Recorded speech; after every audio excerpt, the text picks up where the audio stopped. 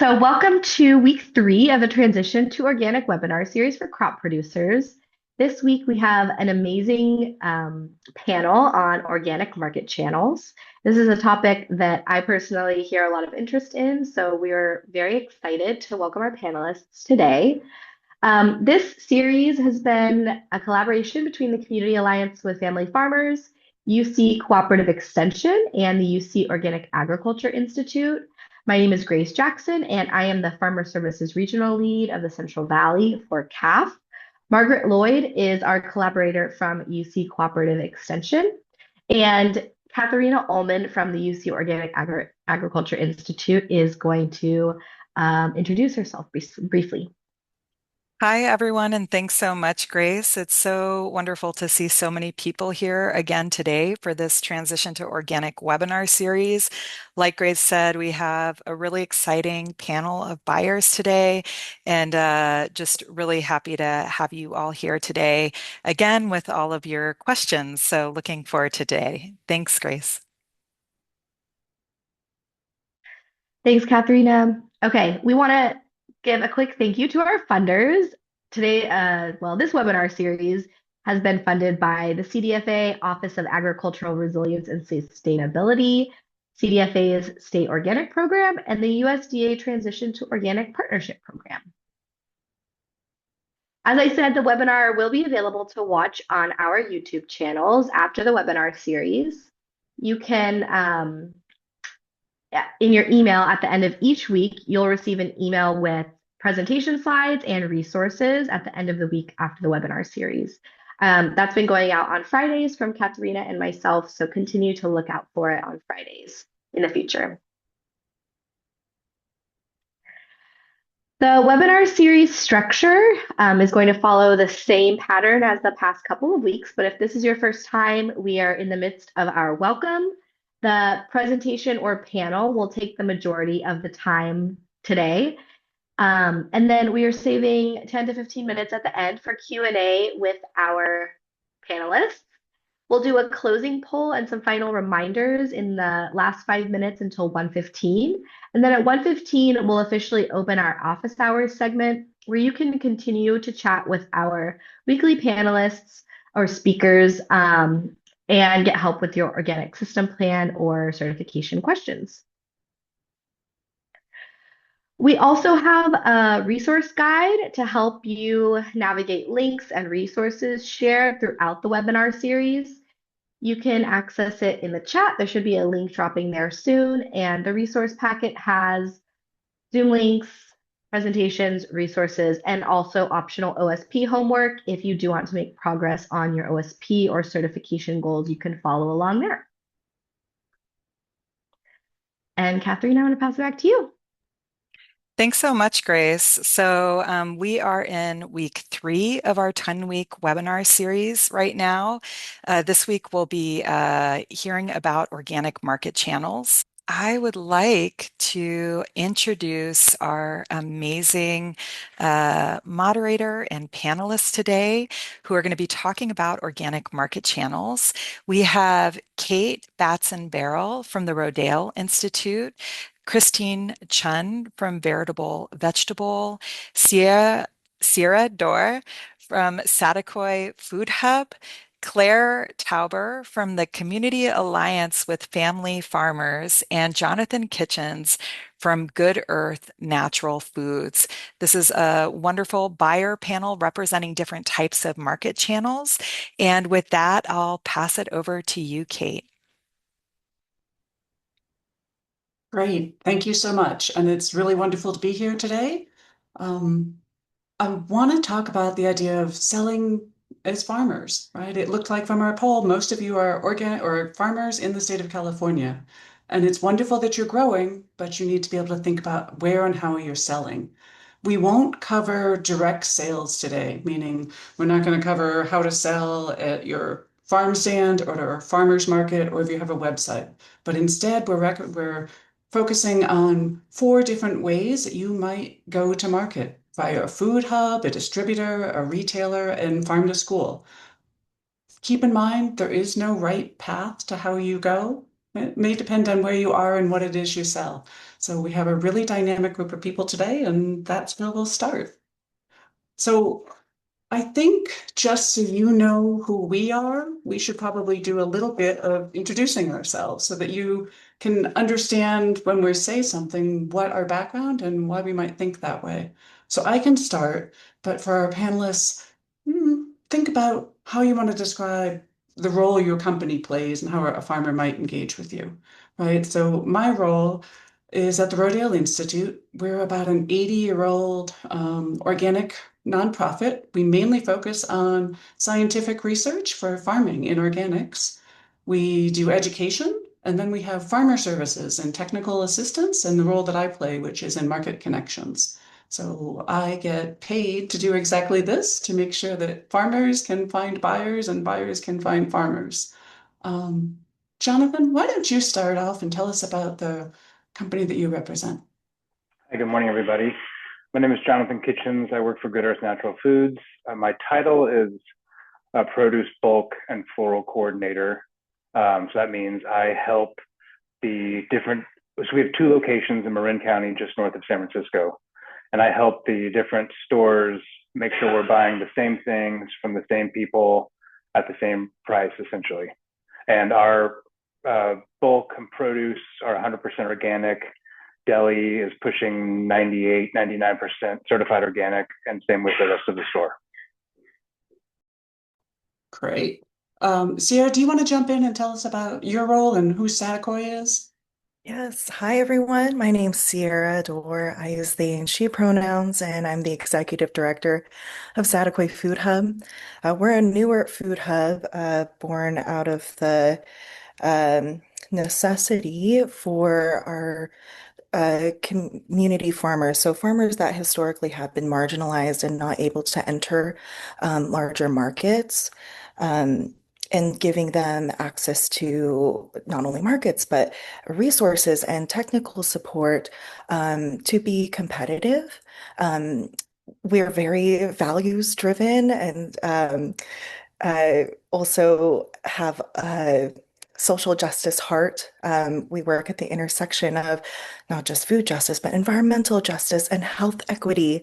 And so creating this network where we are all uplifted. And so at the end of the day, we want to produce good food that's good for people, planet, and get it to our people. Awesome. Thank you, Sierra. Chun, why don't you tell us about Veritable? Hi everyone, my name is Chun, Christine Chun, but I go by Chun. I'm a buyer at Veritable Vegetable, a distributor in San Francisco, on a team of six buyers here.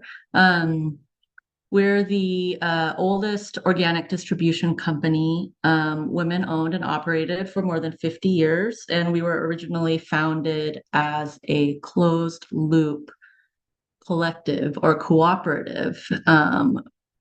The original mission was creating an alternative food system that supported small growers and connected their food with our communities. And so while we are no longer a collective or cooperative, we still operate under those original core values. So every decision we make is driven through the lens of those values.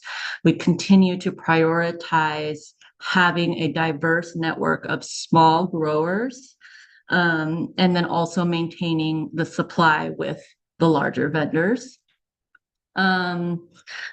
So yeah, we also have our own trucking fleet. We're able to pick up from farms and also deliver to our customers. We are here as a freight partner, even if you don't want to sell your produce with us. So many opportunities to connect. Thank you, Chun. Claire, I kind of brought you last because you're representing a little bit different, and I asked you to join us instead of a buyer because farm to school is so complex and every school is so different. Can you give us an overview of what your role is at CAF and how you support farm to school? Yeah, absolutely. So my name's Claire Tauber. I'm the Farm to School and Institution Manager over at the Community Alliance with Family Farmers, or CAF. And yes, like Kate alluded to, I am not an actual buyer, but I work primarily with K through 12 school districts as well as universities, University of California, and some hospitals on procuring directly from small scale farmers or food hubs, instead of from their typical larger scale distributor.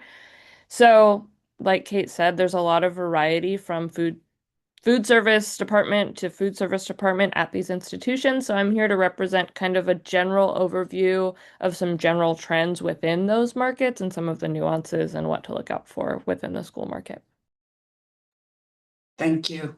Yeah, there's a lot of detail behind there. And I think one of the things that Claire is doing that's a little bit different, maybe if you had talked to Veritable Vegetable in the late 70s or Sierra 2 years ago when she was just starting up, I think they're creating the system as she goes more than that she works in a buying position. All right. Let's start. We're talking to farmers who are either are organic, are transitioning to organic, or are interested in that. So let's first think about the marketplace, right? So from where you sit, what does it look like? What's demand? Is it growing? Is it shrinking? Is it different than it has been? Is there something that's changing about it? And Jonathan, I'm going to start with you because you represent the most kind of traditional retailers, or how we think of as people, how we might find organic, right? So from your point of view, what do you see as the organic market right now? For us, the organic market is growing. Our customer base is very educated, hip, connected to the food system, shop at farmers markets, read nerdy books about logistics and food culture. That said, across California, it's obviously very different. There's a lot of consolidation. There's a lot of crossover stores. That's a store that sells both organic and conventional. But the opportunity still exists for up and coming and new organic growers. And this is what the point of this conversation is. And the complexity to sell to a store like us, where we have direct relationships with many growers, isn't the same at every place. So getting to know who you're selling to is going to be critical. But yeah, it's growing. Sierra, do you want to follow up on that? I think you have a project going with a whole bunch of farmers that you're working with that I'd love to hear about because I find that fascinating. Yeah, so um, we in Saticoy and Ventura County, we're predominantly Latine community. It's agricultural county, and a lot of farm workers, excuse me, are Latine and Mixtec. And as eaters, these folks really believe in organic. So there is a demand as eaters. Um, I think getting that food uh, to buyers that would eventually get it to those families is a little bit harder. Um, and I think as a food hub, we've realized how much education we have to do for buyers. So, Jonathan, it is like awesome that your folks are already educated. We're still at like outreach stage, honestly, and relationship building. We have to build that trust still, again, as a newer org. Um, it's growing, but it's because we're hopefully making it grow. Um, Kate is referring to a project that we're a collaborator on called the Milpa Project, where we are transitioning farm workers to farm owners, and they're creating a farmer-owned cooperative. So we're in that co-design stage of well, they actually just a few weeks decided that they wanted to be a farm cooperative versus all the other opportunities that they could go down. And they, again, as eaters, they have the value of organic, and so we're learning together how to make that a viable market for the 30 to 50 farmers that are a part of that project. And it's slow moving, but we're all hopeful. We're all, again, values aligned. But again, we have to make those pieces work for sustainability reasons. But we're all on the same page. And again, the education component will be most important amongst buyers to make that successful.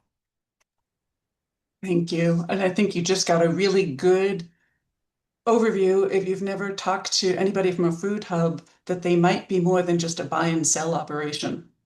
Right. So they may have a whole bunch of different services that they can offer you. And it's one of those things to take a look at. In the case of Saticoy, goodness, do they have a lot of other operations that they could help you with? I don't think they sleep. Chun, you represent a larger business in this kind of grouping, and I know that you buy and sell from all across the Western states. Can you talk about how you see organic growing or changing, or kind of differences that you see in demand these days? I do see, the demand for organic growing. I did see the comment from our community member about the potatoes. I think things fluctuate, right? And right now, in the current climate that we're in America, I think the accessibility and affordability is it's widening a little bit more, but that does not change the fact that the demand for organic is there. I think it's incredibly important to keep moving that needle where organic becomes the new conventional. Like there is no more conventional. So in any case, the demand is there. We are working really hard. There's a bunch of growers that are trying to transition. We really need, help from our retail or food hub, like outreach, marketing, like educating the consumer is a piece I think that is we can't forget. Agreed. Claire, I think when the farm to school movement started, and it feels like it's more of a movement than almost anything else, that it was all about local, getting local food into local school systems. Can you connect a local farmer into a school system? And then I feel like in California and a few other places, Washington, Michigan, a couple other places, there feels like there's a really strong organic portion of it too. How much of what you're seeing is requests for local and organic, or organic in the foods, in the schools themselves? Yeah, I think that's pretty insightful. The primary driver, I think, the like qualifier that people are looking for in farm to school typically is local. So I think that's probably the first, like how close is the farm to the institution as far as K through 12 schools go.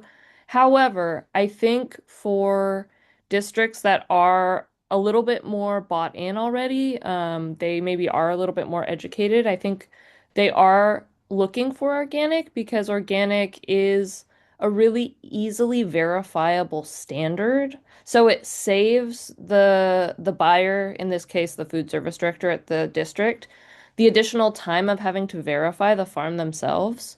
I think for really small scale sales or smaller scale farmers, there can be direct relationships where organic certification isn't necessary. But I think as soon as you start moving into larger districts or people who are more scrapped for time, they really like to see the certification because it adds that layer of verification of like someone else has checked this. We can feel assured that this is sustainable, that this has like um that there's some meaning behind the certification. So I think especially looking at the UC system, some of these higher education, there definitely is a demand for organic, even though they are price sensitive. Hey, can I add one quick thing? I kind of see there's kind of basically two kinds of demand. There's the demand that the market will bear. That's like how many units of something can I sell? But really, I don't know anybody that wants to eat poisoned food. So the demand is essentially infinite. Also eat poisoned food or have farm workers apply the poison and get poisoned themselves. So I just want to make that quick distinction. And now you see why I invited Jonathan into the room, because he says things like that out loud. Thank you. And I just wanted to add one thing I want to echo what Claire said. I recently met with the director of the Minneapolis Food Farm to School program. It's a big school district, and he said exactly that, is that they don't technically overweight organic in their sourcing. However, when they look at what they need for food safety and for verification of farm practices, organic shortcuts about 15 of their steps, which makes it so much easier on their team. Their team are purchasers. They're not used to going out and inspecting farms. That's kind of a different role. All right. And this has come up in some of the questions, and a couple of you touched on this as well. So for organic to grow, we always need additional farmers to come in, right? You might need additional farmers within a region to be able to aggregate enough volume to get to a school or a retailer, or maybe it's just new farmers. If a farmer is in that transitioning point, is that the time you want them to reach out to you, or do you want them to wait until they're all the way through, or like, is there one answer to that? Sierra, you're working through this right now. Like, how would you view that? I would love to work with farmers that are transitioning or want to transition. Um, Again, we are really looking for farmers who want to grow with us, who are part of this movement that we're trying to attain. We're trying to transform the food system. And so the more change agents we have with us to, mobilize, it really is like a protest movement. And so we need those voices. We need those stories of at this stage in the food hub's life and at their early stages of transitioning as well. Um, gee, you were mentioning, can you repeat the question, Kate? Sorry. Yeah, no worries. Passionate. Yeah. No, and I appreciate that passion on this. It's just I think there's always that question for farmers, right? If they're in a change Oh, moment, is that the time to reach out to you? Or do you yes. want them when they're perfect and ready and say, ta-da, I'm set? Yeah. No. And um, uh, folks that have already transitioned, like that is amazing that they did it on their own. But like we really want to make things easier for folks. Life is already difficult. Farming is already difficult. And we need I know that they need partners and we're here to be that partner. We're not, we provide that technical assistance. We will help you we'll help you figure out your business name, even if you haven't, gotten to that stage. We'll help you find your non-PVC strawberry mulch, plastic mulch if you need that. We'll help you find the cover crop seed. We'll help you develop your budget.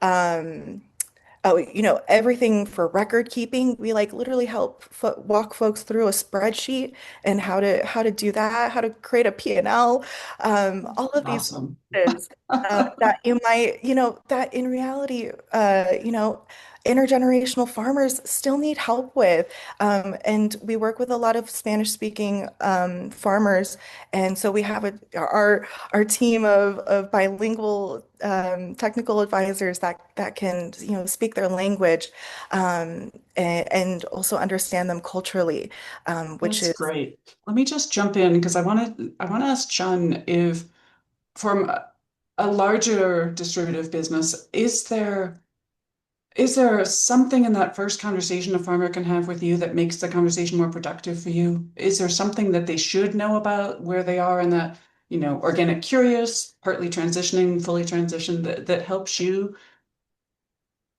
yeah. Again, I know I don't want to be cliche. I know that this is really big, difficult work, and I don't want to oversimplify it, but I really want people to be honest and like be human. Um, we deal with a lot of organic fraud, and like we can't work with that. That's only going to, take us 10 steps back. So in the first conversations, I want folks to be honest on whether or not they want to transition to organic.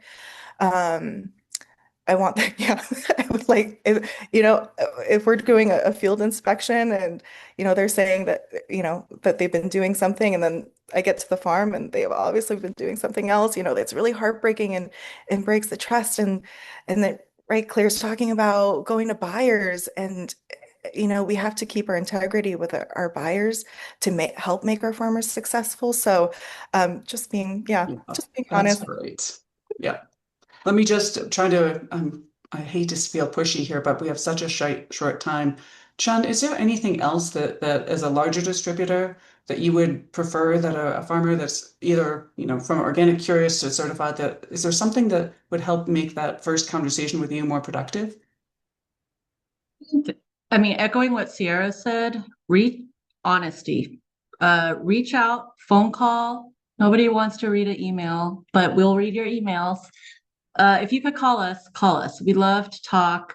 We want to build that relationship, and that's what my advice to the grower is build a relationship with your customer, build a relationship with your buyers, because they may not buy your things now, but as long as you continue to have that relationship, like that's like produce is a repeat business. We can't survive without each other, and it's critical to build that relationship. Have samples ready, have pictures, and be honest. If your lettuce crop unfortunately gets a bunch of insect holes in it, but it's still great, tell us, because if we buy that product, we send it out to our retailers. The customer may start to associate your label with that certain quality. So just be open, honest, transparent, build relationships. Wherever you are on that timeline, it depends on your buyer, whether they can help you through, your full transition and help you through going fully to market. We have done that in the past. So it depends on your buyer and their capacity, but there is a lot of resources out there. Thank you. Okay, here's the question everybody always wants, right?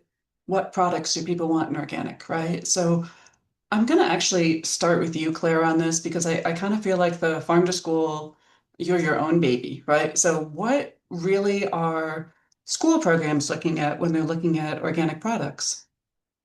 The easiest access point, and I'm just going to speak kind of to school products in general because I don't think there's a ton of distinction between conventional and organic down to the product level. I think there's some like if you've heard of the term the Dirty Dozen, there's a list of products that tend to have the most pesticides. So I think maybe starting with some of those. Berries are really popular in school districts, as well as fruit, hand fruit. The reason they're really popular is that they take less prep on the school end side. They don't have to, for an apple, they don't necessarily have to do anything to it. They can hand it to a kid and they can eat it. And kids like fruit. So, if a kid's getting a scoop of strawberries on their plate, they're more likely to eat it. Other common products that are used in schools that don't take too much explanation are things like carrots, cucumbers, tomatoes. Lettuce is always very popular. Some schools do a salad bar, so lettuce can really come in there. Sometimes potatoes, but there is sometimes a processing element there. So if you have access to processing, that's a huge leg up. Those are the big ones. I would say like staples like carrots, lettuce, cucumbers, and then fruits and berries. And yeah. I'm going to stick with you because I have one further question. And since I'm asking the questions, I get to ask it. It seems to me that when I've talked to school that they're looking for things on, I'd almost say like opposing scales, right? They want little bitty apples, and then they really don't care if it's a winter squash, what size it is. Where if I'm going to sell a squash to Jonathan, he probably has a limit on how big he wants that squash. Is that true, or is that just kind of like rumor that I've picked up and it's not really how buyers are thinking about these things?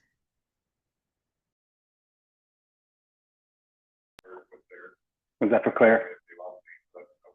Oh, I'm sorry. Oh, I Claire, was please, thinking of, sorry. did Yeah, I you want to just stay with, because I think that the school buyers are, you're not selling at retail, right? So I think of them as kind of thinking either kids who are smaller, or on some things you really just don't care the size. And is that really true? Size is really important for food service, like K through 12 food service, because of the nutritional guidelines that school districts have to follow. So that's an important, this is kind of a side note for farm to school sales, but you do have to think of things where school food service directors are thinking of things in half cup size servings. They're not thinking about things in pallets. They're not thinking about things in pounds. They're thinking about things in half cup size servings. So sizing is actually quite important, especially for things like hand fruit, because they might actually want that apple to be a little smaller because it's going to be better for the students. So I think sizing is definitely different than the retail market, but it is specific, and that's something that if you are interested in getting into school sales, that's something you would want to talk directly with either a technical service provider like myself, or just the best option would be with the food service director at the school district where you're trying to sell. Did I kind of cover your question, Kate? Sorry. Yeah, no, that was great. Thank you. Jonathan, you're the retailer in the room, right? So Mhm. what products are people looking for organically? And I'm imagine in Marin it's everything. So maybe your store, and then if you can think about that more broadly, if you can think about it as across California, as Yeah, much as I'm gonna be a little annoying and not answer that question. Um, I would ask, like, what do you like to grow? What is your site good at growing? How far are you from the market? Do you have cold storage? Have you grown this thing before? This it's like the same question as when to start the conversation. Start the conversation super early because this is a long relationship that we're building. The conventional world. Sorry to folks that are on here that might be in that world, is more transactional.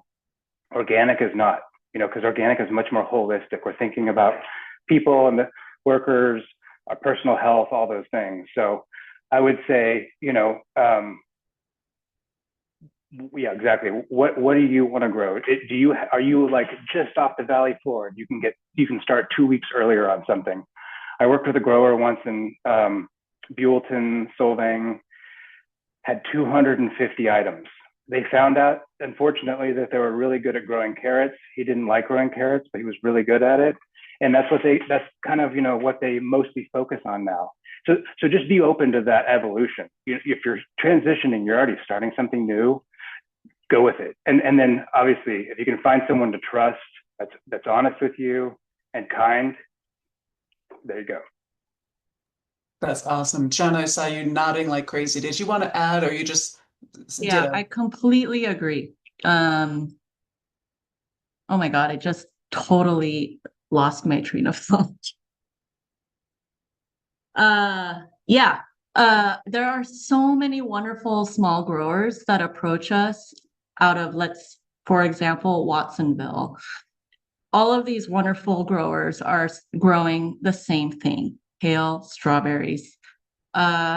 So to echo Jonathan, grow what you love, understand your soil, understand where you are, geographically, and grow what's best, grow what will grow. Another thing is, I think there is opportunity. I don't know if it's as easy as just this, but there are transition times. I don't mean going from conventional to organic, but growing region transition times. And in these times, it is so difficult to find your basic things: lettuce, green onions, carrots. So I don't know, maybe there are growers that are, in these growing regions that can support that transition time. It's something to think about. Thanks. Yeah, that's great. Let's stick with you for a minute, Chun, and think the other thing people always want to understand is, how is pricing set in the portion of the channel that you represent, right? So as a distributor, how do you have that conversation with a farmer about pricing? How does pricing get set? So we at VV, Veritable Vegetable, we want to pay the price that the farmer gives us. And that's our first move. If for some reason the market is sliding, if the market is higher or if it is lower, we will let you know and you can make that decision. Yeah, just talk, keep in touch with buyers too to know where the market is at. Because I've talked to small growers who are selling things way under market. So keep in touch. That's why those relationships are important. So let me just make sure I understood that. When you said that you want to pay the price that a farmer has, but then the market might change. So if the market goes higher, are you contacting them back and saying, God, you're not charging us enough? Or if it slides, are you calling them and saying, we just really can't make this price anymore? We have. Yes. Yeah. We want to get our growers a better return. So if the market goes up, we do have that conversation. If it goes down, it's a horrible conversation to have, but we let them know where it's at. We got to move your stuff. Okay, this is I know you work at Veritable Vegetable question then. Do you think any other distributors work that way? Okay. Wanted to make sure it wasn't just a big heart, your Veritable Vegetable. This is how distributors work. No, yeah. I have worked in other places where we have target costs. So I am limited to buying product at a certain price. So I guess know your market channel. Makes sense. Okay, thank you. Sierra, is that how you're working in the food hub as well? And when you think about it, if you know, can you compare your food hub or other food hubs? Is it the same kind of structure that a food hub and how you set pricing with a farmer? I have not looked at another food hub and how they price.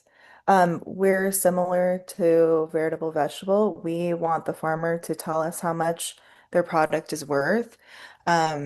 We've again sat down with each and every farmer to think about how much their labor is, how much transportation, what are their inputs, and adding that into the cost of their goods, which was really tough.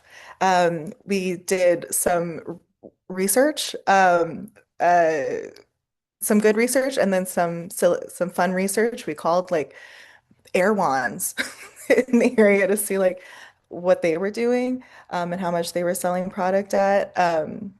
Yeah, I know we don't really look at the market because we're trying to build a new food system and yeah, we don't want the market to dictate what food actually costs. So there's that. Our farmers also uh, have growers meetings every month, and so they talk to each other as well. I know that they're not. There's rules around colluding. It's not that. It's just figuring out really what is the price of our food, and we want to connect them with buyers that want to support that price. That's amazing. Thank you. Claire, is it different in farm to school? Do you know how the pricing is typically set between a farmer, or it might be more likely a farmer to a food hub to a school? Yeah, I think it is a little bit of a different situation just because food service directors are typically used to seeing prices from their main broadline distributor. So people like US Foods, these really big wholesale companies, which tend to really drive the price down. However, I think oftentimes if a school is accustomed to doing farm to school purchasing or local purchasing, they know that the pricing might be a little bit different. A lot of schools prefer to use a food hub kind of as an in-between because it is easier for them to keep track of the logistics rather than managing relationships with multiple farms. So similar to like what Sierra was saying or what Chun was saying of these food hubs typically work with the farmer to get a price that works for the farmer. And then that negotiation piece is happening kind of on the food hub's end to work with the school district. There's a little bit of a tension. You might hear like two things with food service directors. One is that they have no budget. You'll hear that of like typically they're working on a kind of shoestring budget and they're very price sensitive. However, in past years, there has been kind of supplemental funding that school districts are using. So there are times where it's a little bit more flush with funding, just depending on what's happening kind of in the policy world, and how much money school districts are getting. And they may be able to afford a little bit of a higher price. So unfortunately, the answer is kind of it depends. Yeah. No, that's okay. I asked you to speak to an entire channel, so that was pretty good. Jonathan, unless you have something different you want to say about pricing, I was going to kind of switch gears with you. Did you I'll say real want to quick. add to? Okay, sure. Go. The market is both this like gigantic, amoebic, unknown thing, and it's us. It's made of people. So often the market is basically the concentration or like the cross section of the biggest growers and the biggest buyers. Where at that volume scale, what is the pricing? That's not necessarily how we work, but that's how it works. But if I'm working directly with a grower, I can say, hey, at $3.99, I can sell this much. At $4.99, I can sell this much. At $5.99, I can sell this much. What do you need to be? At the beginning of the season, we can start high, and then we can do like a 2-week or a month-long lid, and we can kind of hopefully capture that peak volume. And then at the backside of the season, we can bump it up again. But it's just about tons of communication and not necessarily being beholden to this other thing. Giant amoebas we will be. I want to put one plug in here. CAF actually has a really great pricing guide. And so if you're just starting to sell beyond your own sales, if you've always done sales at your own farm, like in a farm gate set or a farmer's market, it really helps understand what the differences between these different channels are. You are going to have a lot more work if you sell at a farmer's market that you're doing yourself, but you get a higher price. And so, you can kind of balance what those are. But I would go out, and I'm sure we can put it in the resources for this, but there we go. I just saw it pop up. It's a really useful tool. I use it all the time. It's great and geeky. Okay, let's kind of go back.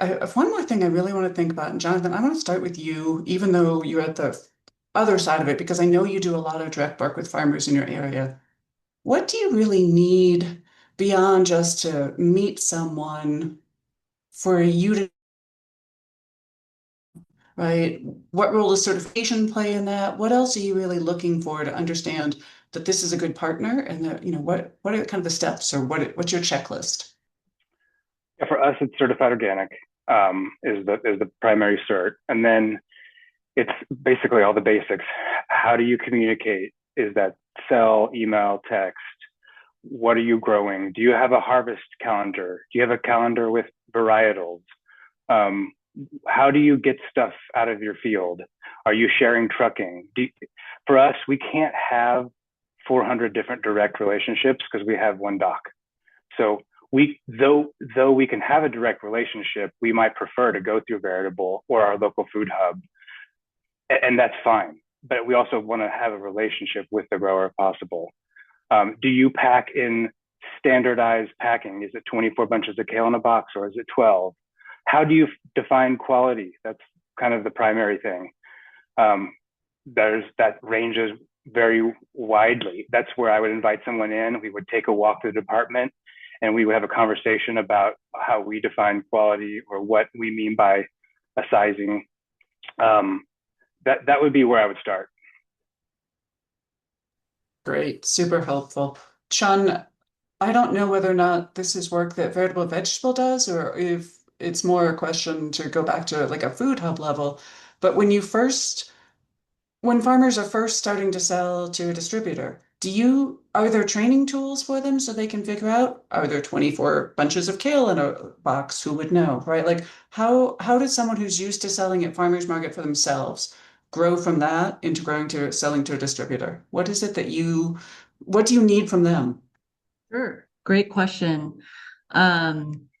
Yeah, knowing your pack types, having sturdy boxes for packaging, having the proper labeling on your boxes. There's, the certifier, the organic certifier. I can't remember everything that's required on the label at the moment, but there are label requirements. Also, another pain point that I am understanding for small growers is maybe not having access to cooling. So if you want to work with a distributor or a wholesaler, your crops, your harvest needs to be pre-cooled before it goes on a truck. That is to maintain the cold chain. That is a pain point for a lot of small growers, but I am aware that FarmLink and I think CAF is also a great resource. FarmLink has a program, I believe, right now that can help connect small growers to coolers. So, did that answer your question? Oh yeah, no, that was perfect. Okay. Sierra, is this so the getting somebody from selling direct to selling either to a food hub or up further up that channel, is that part of the technical assistance that you offer that food hubs typically do? So somebody really knows like what is that? I think I'm understanding your question, but could you Yeah, so way? same thing. If you're selling at a farmer's market, you're probably piling today's crop into your truck and you're taking it and you're displaying it as beautifully as you can. If you want to sell and it's going to go into distribution, there need to be a set number of items in a case that they need to be of a certain size and scale. They need to be whatever the food safety for washing and the handling of all of those things. How does a farmer go from selling themselves to selling to that next level? Where do they find that information? Oh, thank you. Yeah, we do work with them. That's a back and forth. It's seeing their consistency, their quality, and just giving one-on-one feedback to them. Um, we're talking a lot of, yeah, around food safety. That's honestly something that we're still learning. And again, I think that's why we like working with like anyone that's in the earlier stages so we can learn together, and we can yeah, correct as we go together. Um, but so far, like I think because most of our farmers were farm workers. They know what quality looks like. They know what sells. And so they have knowledge as well. The only difficulty is them scaling from like into their own operation, and making sure that their quality is up to standard, which they know what the standard is. It's yeah, learning how to do it all on your own. Right. Um, if anybody has something they're dying to toss in, you can do that at this point, or otherwise we will go to the question and answer period. Is there something that I left out of these topics? This is what you all do for a living. I just get to ask you about it. Is there something that you're burning to say and we'll get it in? CCOF used to do these market tours. I don't know if they do them anymore, but they would go like to the San Francisco wholesale market, and then do tours through that. That was a really good way for growers to get an introduction to the wholesale. That might be a resource for folks. That's great. Yeah, I don't know in California if CCOF does it. I know market tours are typically done to the grocers markets and they're really helpful. Um, we can find that out.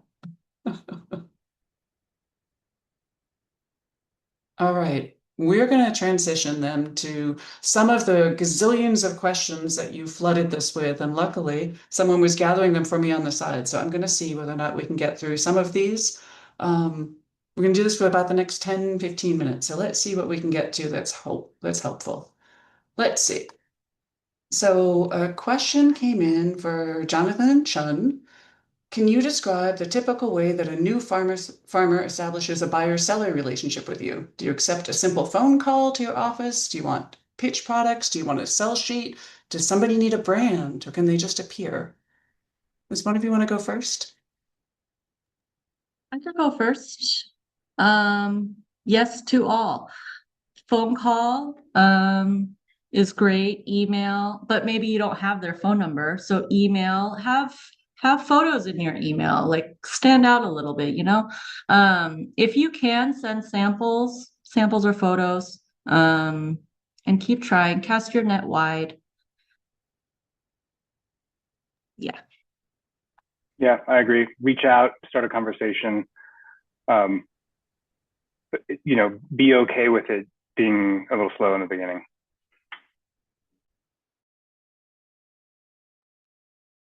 All right, let's see what else is out there. Oh, goodness. You guys had a lot of questions. Um, so uh, we talked about this, organic vegetable. Um,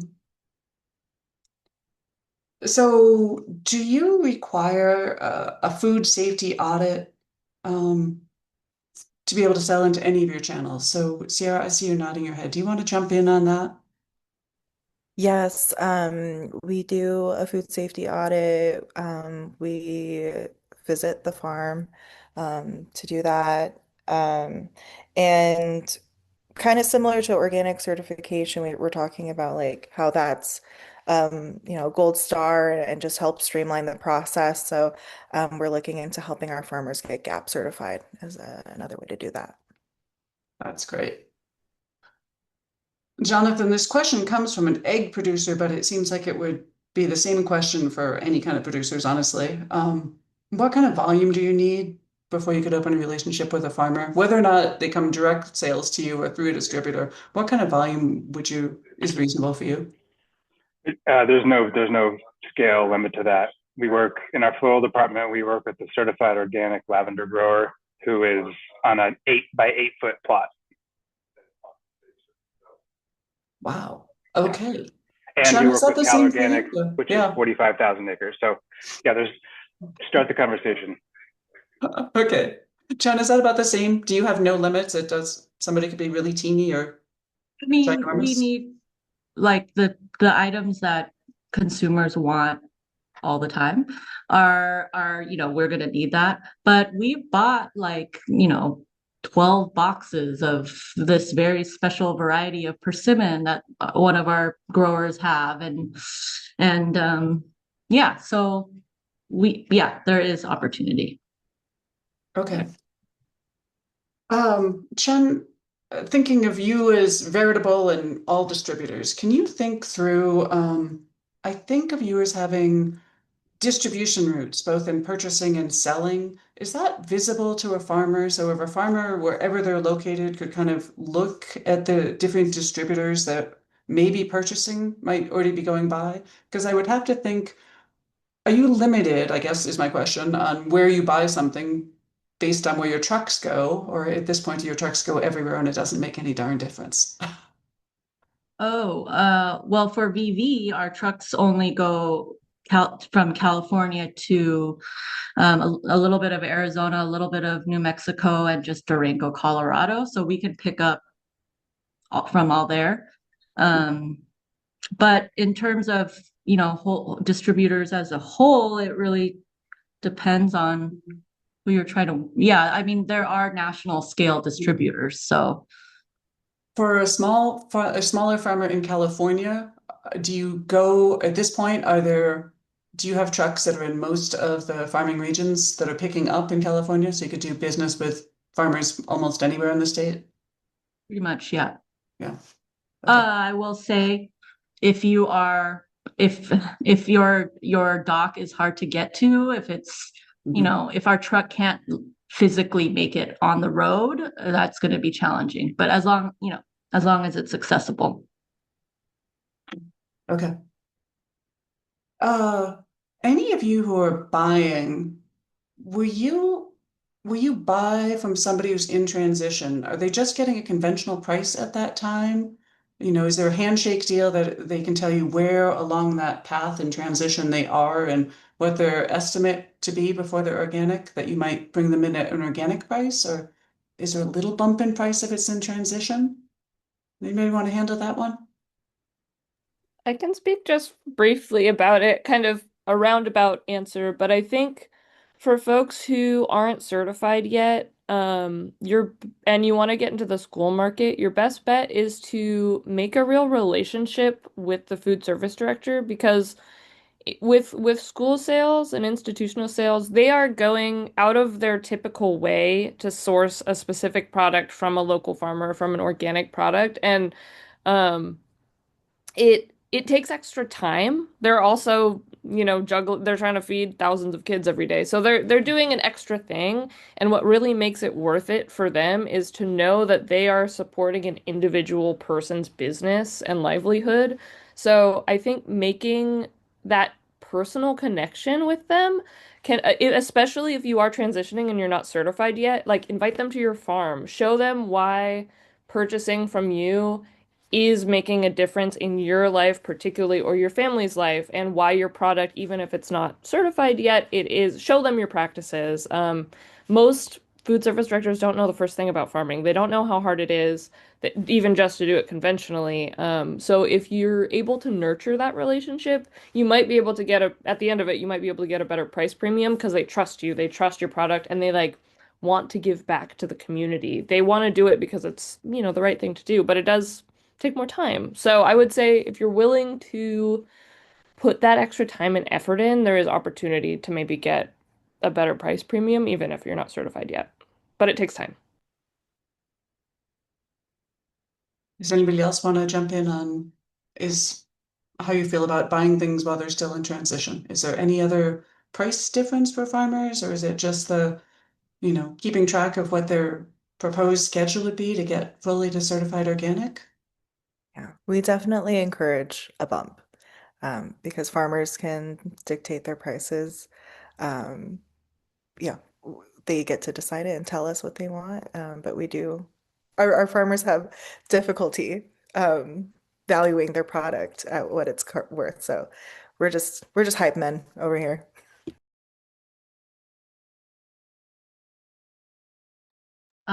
Real quick, I think it depends on your buyer. Like for VV,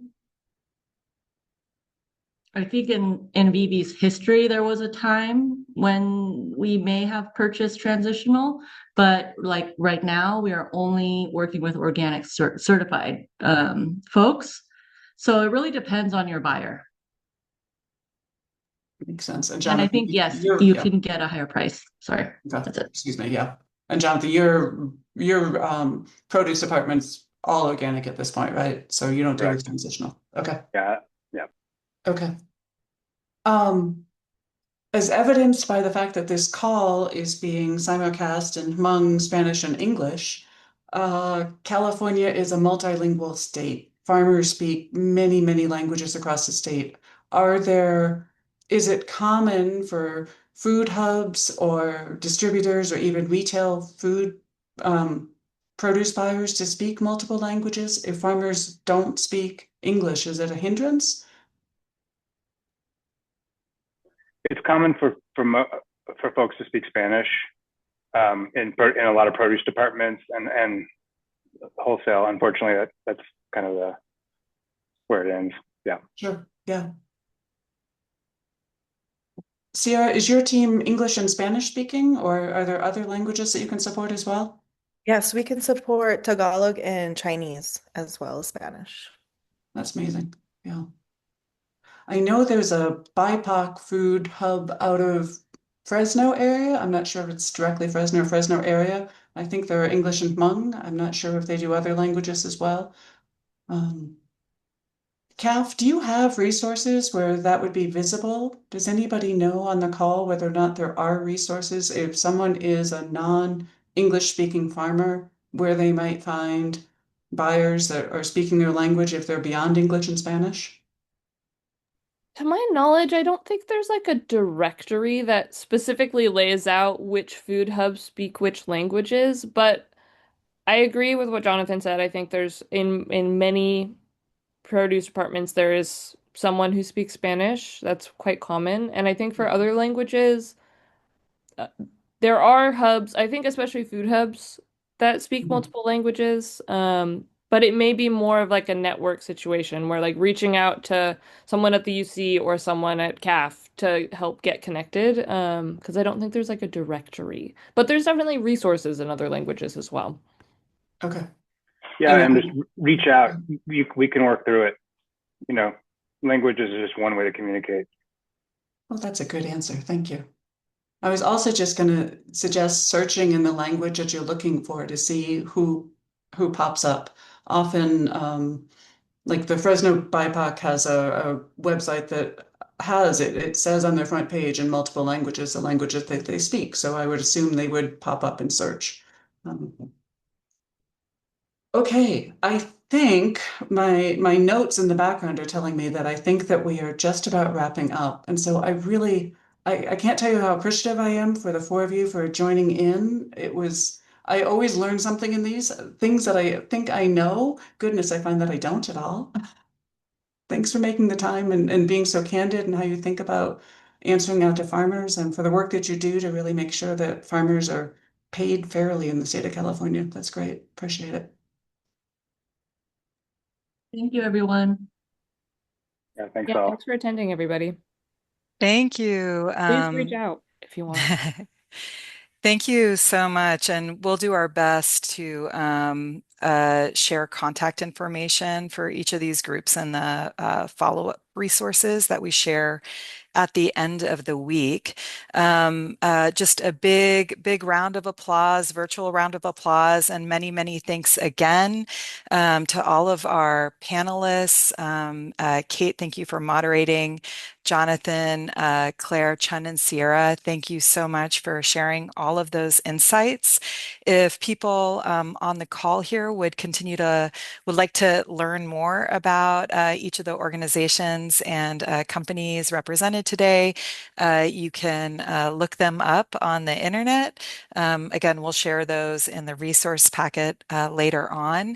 I want to let you all know that next week will be week 4 of our 10-week series. We're going to be hearing about allowed inputs and materials and supporting biodiversity on farms next week. We have 2 great speakers, so we hope you'll join us for that. And of course, we'll stay on for another 45 minutes at the end of this initial part of this meeting to answer the questions we didn't get to host our office hours. So thank you again for being here.